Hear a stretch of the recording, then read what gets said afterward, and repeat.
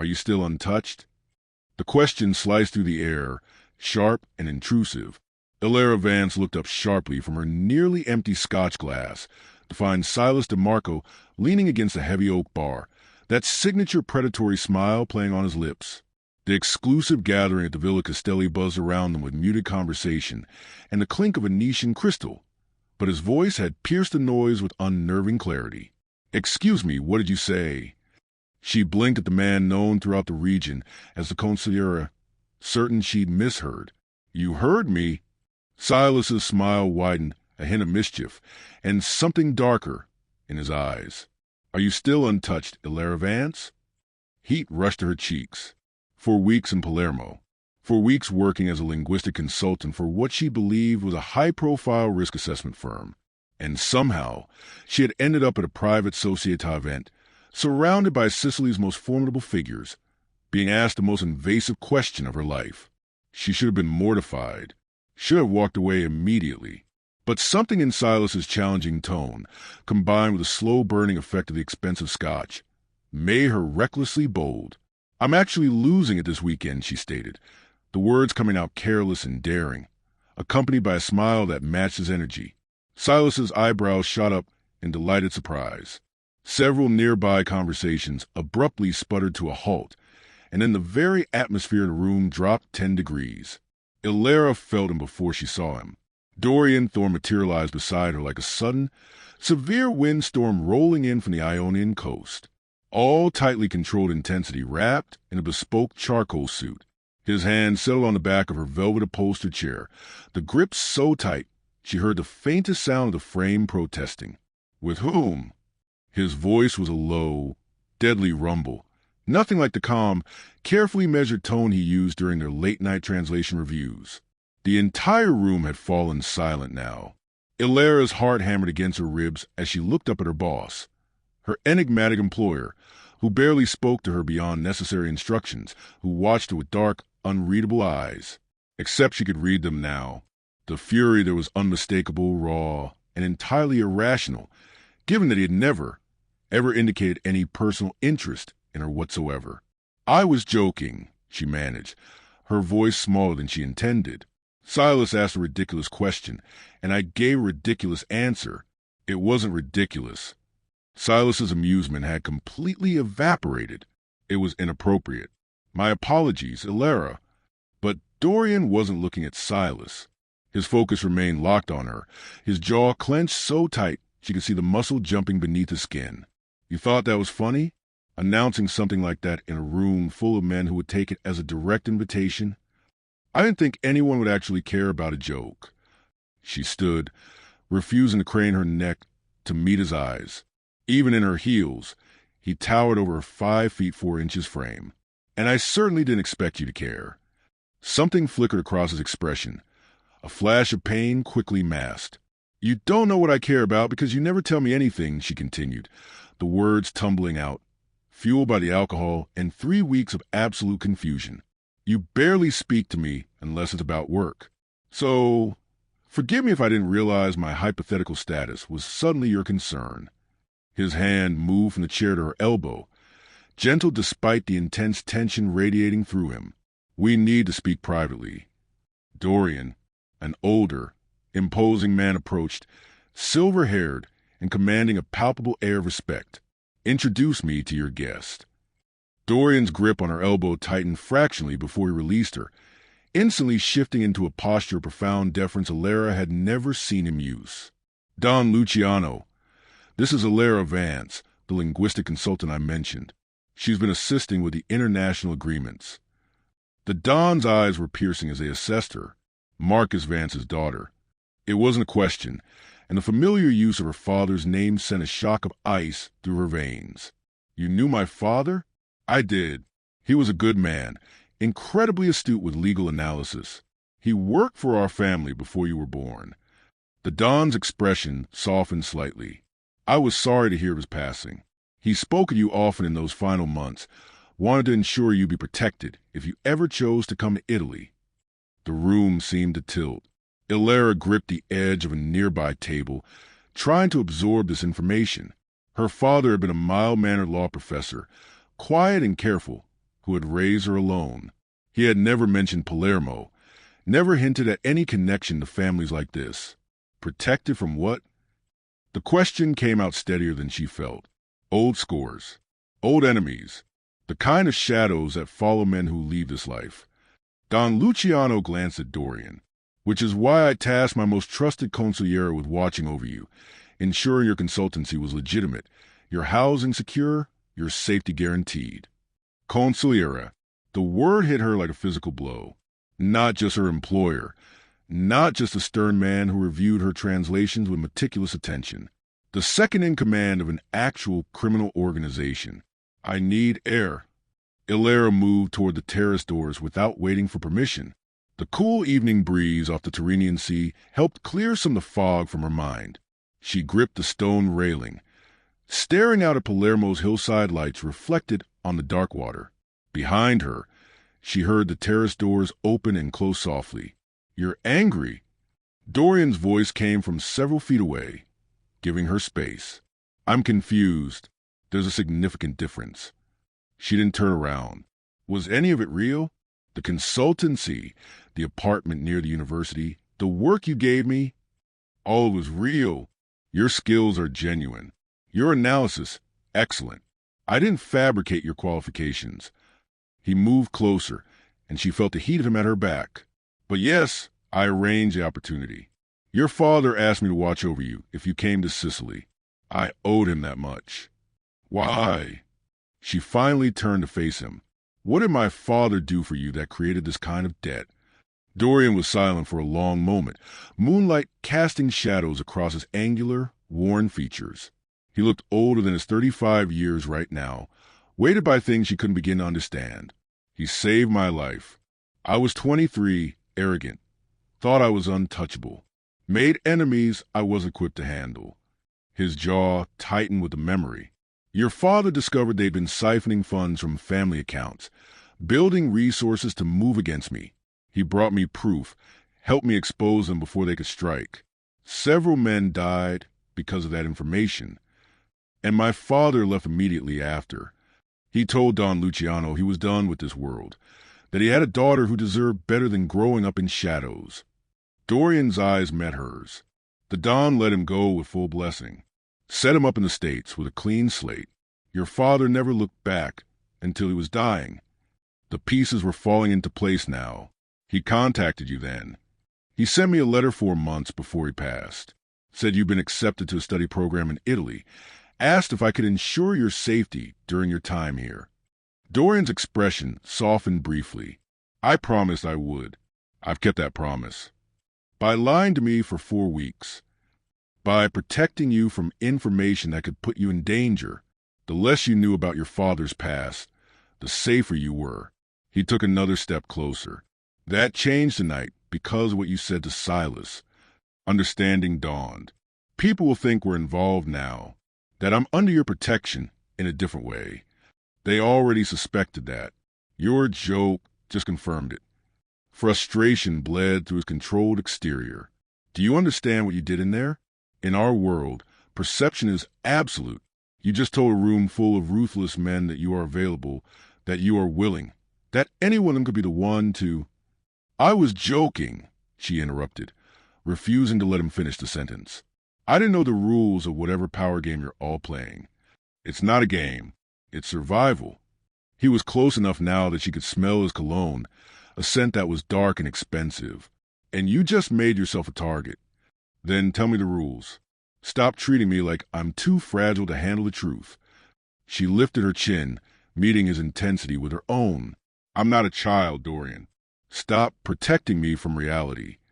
I'm protecting you from my reality, which is violence, bloodshed, and moral compromises you can't fathom. His hand came up to grip the railing beside her head, caging her against the stone. You're 20 years old. Brilliant. With your whole life ahead of you. You should be in lecture halls and libraries, not tangled up in società politics. Maybe I don't want safe and predictable. Her heart raced at his proximity. Maybe I'm tired of everyone deciding what's best for me. You don't know what you're saying. Don't I? She searched his face, seeing the war raging behind his dark eyes. You've been watching me for weeks. I've felt it every time you enter a room. The way you track my movements. How you position yourself between me and everyone else. That is not just obligation to my father. His other hand came up to frame her face. The touch was achingly gentle, despite the tension vibrating through him. No, it's not. Then what is it? A problem I don't know how to solve. His thumb traced her cheekbone. You ask too many questions.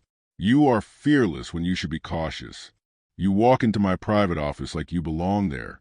You challenge my decisions. You make me actually consider perspectives I've dismissed for years. That is dangerous. Why? You make me think about things beyond duty and power. You make me want things I have no right to want. His forehead dropped to rest against hers. And when Silas asked that question, when you answer like it meant nothing, I want to destroy every man in that room for even hearing you say it. Her breath caught. Dorian, I know it's wrong. I know I'm too old, too damaged, too deep in this life to offer you anything good. His voice roughened. But I can't stop wanting you anyway. The confession hung between them, raw and honest. Alara's mind screamed that this was complicated and disastrous, and probably a terrible, terrible idea. But her heart, her traitorous heart, had already made its choice weeks ago. During late-night contract reviews, stolen glances across conference tables, the rare moments when a small smile transformed his entire face. What if I want you to? The whisper felt like jumping off a cliff. His control shattered. The kiss was nothing like she had imagined. It was careful and almost reverent, as if he were terrified of breaking her. His hands cradled her face with a gentleness that violently contradicted everything she knew about his capacity for ruthlessness. Alara melted into him, her fingers gripping his suit jacket for balance. The world spun. He tasted like scotch and winter rain.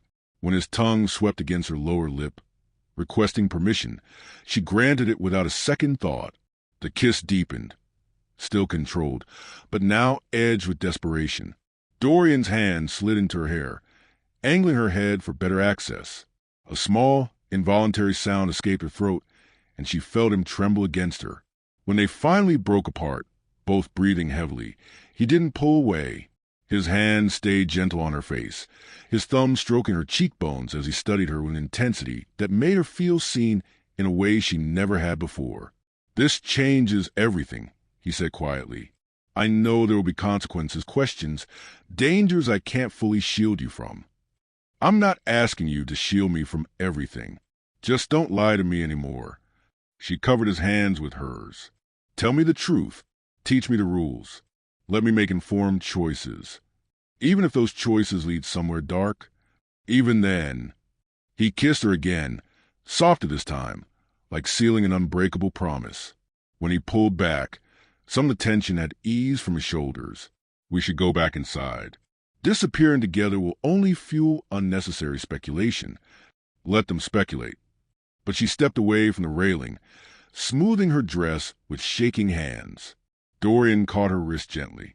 Alara, what you said to Silas about losing your virginity, was any of that true? Heat flooded her face again. Does it matter to you? Yes.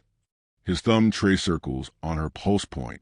Because if it's true, if you're planning to be with someone I need to know, need to make sure they're worthy of you, that they'll treat you with the respect you deserve. And if I said I was planning to be with you, the question hung between them, loaded with implications neither of them could take back. Dorian's eyes darkened, and she watched him wrestle with his internal battle for control. Then I'd tell you we're doing this the right way. No rushed decisions, no taking advantage of confusion or fear. He released her wrist, though the loss of contact felt like a physical ache. You deserve better than a choice made in the aftermath of revelations and danger. What if I know what I want?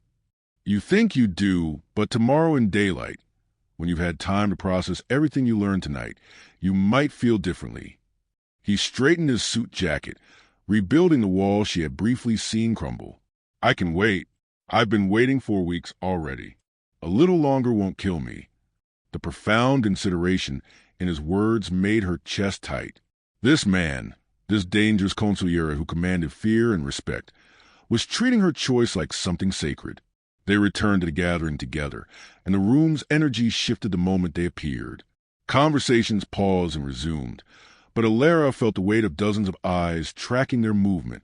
Silas approached immediately, his expression now serious. "I apologize again for my earlier comment. It was inappropriate and disrespectful." "It's fine," Alara said, though it clearly wasn't. "It's not." Dorian's voice carried an edge. "But it's addressed. Make sure the others understand she's under family protection now. Full, irrevocable protection." The emphasis on those last words seemed to mean something Alara didn't fully grasp, but Silas nodded sharply. "Of course. I'll spread the word immediately." The rest of the evening passed in a blur. Dorian stayed close, but not possessively so, introducing her to various key members with careful explanations of her role and her father's history. She met his gaze with calculated distance, aware they were performing for an audience, but sometimes their eyes would meet across the room, and the intense heat in his gaze made her forget about pretense entirely. It was nearly midnight when Dorian finally guided her toward the exit. "I'm taking you home. My driver will ensure you arrive safely." "You're not coming?" "I have business to attend to here. Things that don't concern you." He walked her to the waiting car, opening the door himself. "Lock your doors tonight. Don't answer for anyone except my driver tomorrow morning." "Tomorrow morning?" "You're not returning to your apartment. It's no longer secure." He said it like this was self-evident. "I've arranged a safer location. We'll discuss details tomorrow." Before she could protest, he leaned in close, his lips brushing her ear. "Sleep well, Alara. Dream of better men than me." Then he was gone, striding back toward the villa, while she sat stunned in the back of the luxury sedan. The driver navigated Palermo's streets with practiced ease. Alara watched the city lights blur past, try to organize her thoughts into something remotely coherent. Her father had worked for the Società. She'd been under surveillance for 4 weeks. Her boss was a consigliere who just kissed her like she was oxygen, and he was drowning. Normalcy had officially left the building. Her apartment felt smaller than usual when she finally arrived. The driver walked her to her door, waiting until she locked it before leaving. Through the window, she watched him park across the street, clearly settling in for a long night of surveillance. Ilara's roommate, Sophia, was already asleep. She moved quietly through the small space, changing into pajamas and washing her face while her mind replayed every single moment of the evening. Sleep seemed impossible, but sheer exhaustion eventually won. She drifted off thinking about Dorian's hands on her face, the way he had trembled as if she had the power to completely undo him. Morning came too soon. Alara woke to her phone, buzzing insistently. Unknown number. "Hello, good morning." Dorian's voice was all business, no trace of last night's vulnerability. "My driver will collect you in 1 hour. Pack enough for a week." "A week?" "Dorian, I have classes, professional commitments, which I've handled. Your professors have been informed you're dealing with a family emergency. Your absence is excused." He continued before she could mount a protest. "This is not negotiable. Alara, last night made you visible to people who don't share my interest in keeping you safe. So I'm just supposed to disappear, let you control my entire life for now?" "Yes, until I neutralize immediate threat." His tone softened slightly. "I know you value your independence. I respect that, but please trust me on this." She wanted to argue, to assert her autonomy, and refuse to be managed, but the memory of his hands shaking as he held her, the genuine fear in his voice when he'd asked about her joke, made her pause. 1 week, she finally agreed, "and you tell me everything. No more protecting me from information." "Agreed." 1 hour, Alara. He ended the call before she could respond. Sophia emerged from her room, blurry-eyed and confused. "Was that your boss? Why are you packing?" "Family emergency," Alara lied, hating how easily the deception came. "I'll be gone about a week." "Can you handle rent if I transfer you my half now?" "Of course, but are you okay? You seem completely shaken." "I'm fine, just unexpected news." She threw clothes into a suitcase with no real organization. "I'll call you when I can." The driver arrived exactly 1 hour later. He collected her suitcase without comment, opening the rear door of the same black car from last night. They drove through Palermo's morning traffic, heading away from the university district toward the sea. They pulled up to a modern, luxurious apartment tower with private security and expansive ocean views. The driver escorted her to a penthouse elevator that required both a key card and fingerprint access. "Whose fingerprint is this?" Elara asked. "Yours now." He handed her a key card. Mr. Thorne arranged everything this morning. The elevator opened directly into a sprawling penthouse that made her student apartment look like a closet. Floor-to-ceiling windows revealed the sparkling Tyrrhenian stretching to the horizon, and the morning sun painted the space gold. "This is excessive," she breathed. "This is secure." Dorian's voice came from behind her. She spun to find him emerging from what looked like a home office, dressed more casually than she had ever seen him. Dark jeans, a black button-down shirt with the sleeves rolled up to reveal forearms that made her mouth go instantly dry. He looked younger like this, less like a consigliere, and more like a man who might have been hers in a different life. "How did you get here before me?" she asked. "I never left. Had the driver take you on a slightly longer route while I ensured everything was ready." He gestured around the space. "The guest suite is yours. I've stocked the kitchen with basics, but we can arrange for whatever you prefer. My room is on the opposite side of the apartment, if you need anything. We're living together." The reality hit her with sudden force. "For the next week, yes. It's the only way I can guarantee your safety without assigning you a permanent, full security detail." He moved to the kitchen, pulling out coffee supplies. "I know it's not ideal. It's terrifying." She joined him at the counter, accepting the cup he poured. "4 weeks ago, I was a linguistics student with normal problems. Now I'm hiding in a penthouse with Associata Consigliere who kissed me last night, and I can't stop thinking about it." The confession made him pause mid-motion. "Elara, you said no more lies." "That includes lies I tell myself about what I want." She set down her coffee, meeting his eyes directly. "I've been attracted to you since day one. I tried to convince myself it was just intimidation or cultural fascination, or anything except what it actually was. Then last night happened, and now I can't pretend anymore."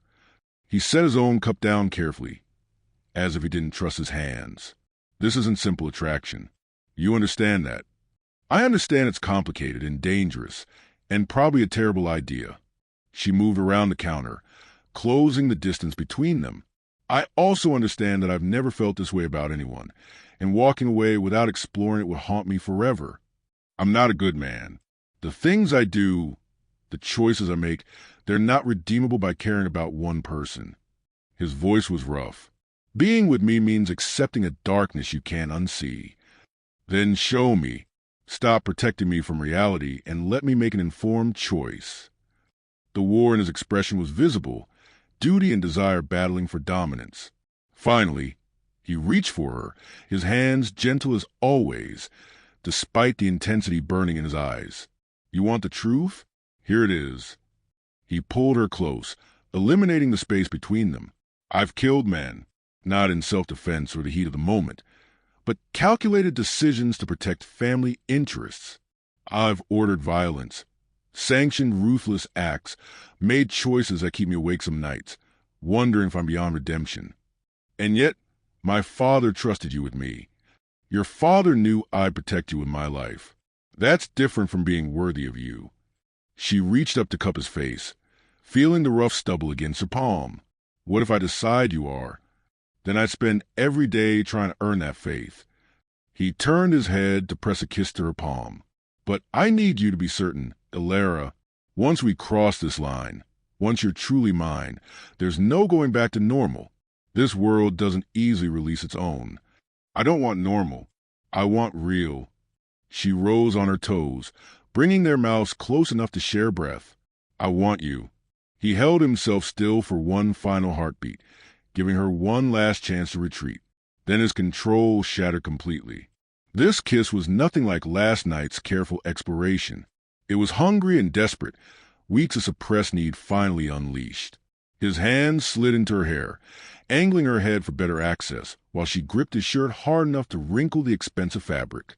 When they finally broke apart, both breathing hard. Dorian rests his forehead against hers. Are you sure about this? About us? I've never been more sure of anything. Then we do this right. I court you properly. Show you what being mine actually means. Give you time to adjust before we... He seemed to struggle with the words. Before we what? She was enjoying watching him, flustered. Before I make you mine in every sense. Intense heat flooded his gaze. I want you desperately, but I want you certain and willing and fully aware of what you're choosing. The consideration in his words made her fall a little harder. How long are we talking? As long as it takes for you to understand this world and still want to stay in it.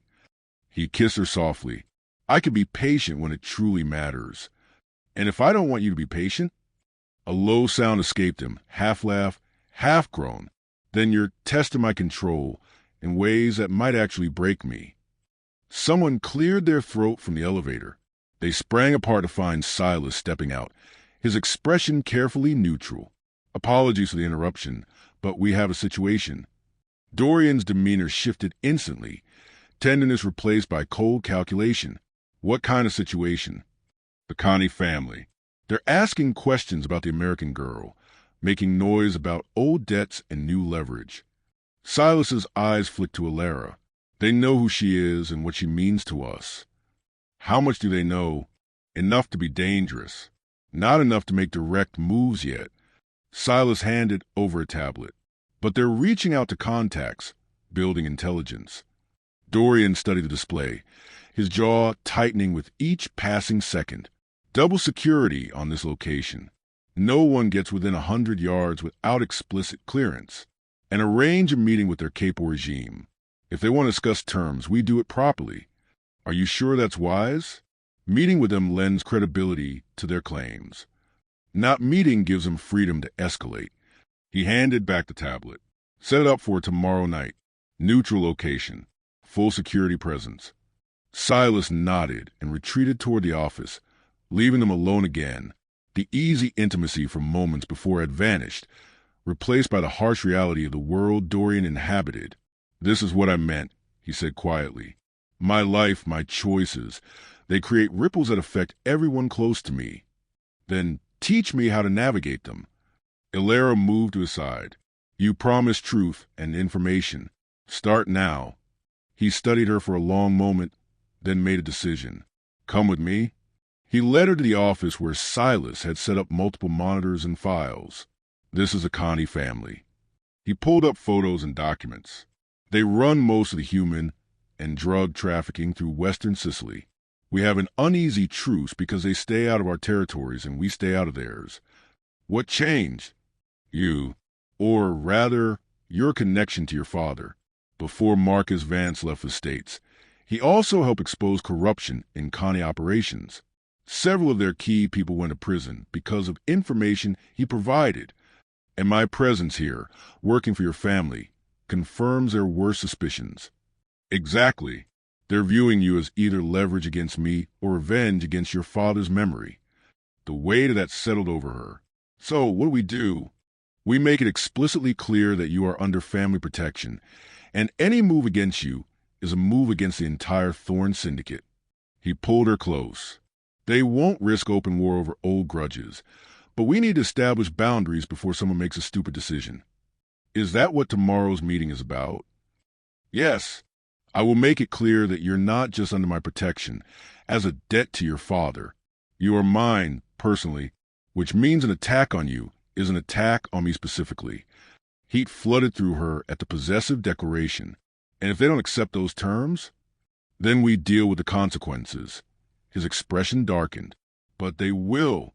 No one wants the kind of war that would start. Silas emerged from deeper in the office. Meeting is set. Tomorrow at 8 p.m., the Paradiso restaurant. They agreed to our security terms. Good. Prepare the usual team. Dorian's hand settled at the small of Alara's back. She comes with me? Both she and Silas spoke at once. What? If this is about establishing her status, she needs to be present. Hiding her makes her seem like a weakness instead of a strength. His tone left no room for argument. Besides, I want them to see exactly what they'd be challenging. Silas didn't look happy, but nodded. I'll arrange appropriate security measures. After he left, Alara turned to Dorian. You're using me as a statement.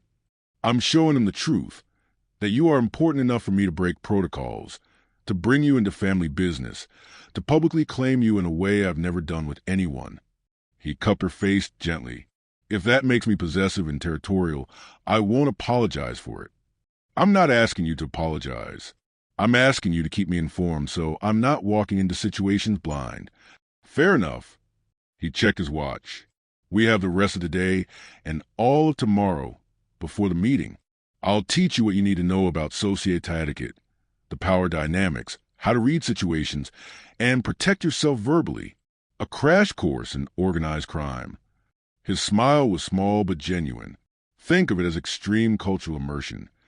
They spent the afternoon in the office while Dorian outlined the complex web of family allegiances, territories, and unwritten rules that governed his world. Alara took notes, asked sharp questions, tried to absorb information that felt overwhelming and fascinating in equal measure. The key thing to understand, Dorian explained, is that everything is about perception and respect. Direct confrontation is rare because it forces public responses. Most conflicts get resolved through intermediaries and careful, calculated negotiations. So, tomorrow's meeting is essentially a negotiation about my value. Exactly. They'll probe for weaknesses, test our resolve, try to find leverage. We'll make it clear that none exists and that pursuing this further would cost them more than any potential gain. And if they don't believe you, his expression went cold, then I make them believe whatever it takes. The casual way he said it, the complete certainty that he would execute whatever violence was necessary to protect her, should have been terrifying. Instead, it made her feel safer than she had in weeks. Evening arrived with the gradual dimming of light over the ocean. Dorian ordered dinner from a high-end restaurant she didn't recognize, and they ate at the dining table while he told her stories about growing up in this world. I was 15 when I made my first collection, he said, refilling her wine. Terrified, but determined to prove myself. The man we were collecting from was twice my size. Clearly thought he could intimidate a kid. What happened? My uncle, who's now the Don, stepped in before it could escalate. He taught me that true power isn't about physical intimidation. It's about certainty. When you know without a doubt that you'll follow through on every promise and threat, people feel that. Is that how you operate now? Mostly. I prefer negotiation to violence, but I never make threats I won't execute. He met her eyes across the table, which is why the Connie family will take tomorrow seriously. They know my reputation. After dinner, they moved to the living room. Dorian put on music, something classical and intensely Italian that filled the space with a gentle melody. Alara curled up on the couch, watching him move around the apartment with easy familiarity. Tell me something real, she said suddenly. Not about the society or my father or any of this. Something about you, just Dorian, that nobody else knows. He paused, considering. Finally, he sat beside her, close enough that their thighs touched. I wanted to be a professor once. Literature, specifically. I loved analyzing stories, understanding character motivations and narrative structure. What changed? Family obligation. My uncle needed someone he could absolutely trust, and I was groomed for this role from childhood. He stared at his hands. By the time I realized I might want something different, I was already too deep, had made choices that closed every other door. Do you regret it? Some days. But regret is useless. I made my choices, and I live with the consequences. He turned to look at her. Until 4 weeks ago, I thought I'd made peace with this being my entire life. Then you walked into my office asking questions about verb conjugations, and something shifted. What shifted? I started imagining alternatives. Started wondering what kind of man I might have been if I'd made different choices. His hand found hers, fingers lacing together. Started wanting things I convinced myself I didn't need. Like what? Like this. Sitting with someone who sees me as more than just a consigliere. Someone who challenges me to think beyond duty and power. He lifted her hand to his lips. Someone who makes me want to be better than I am.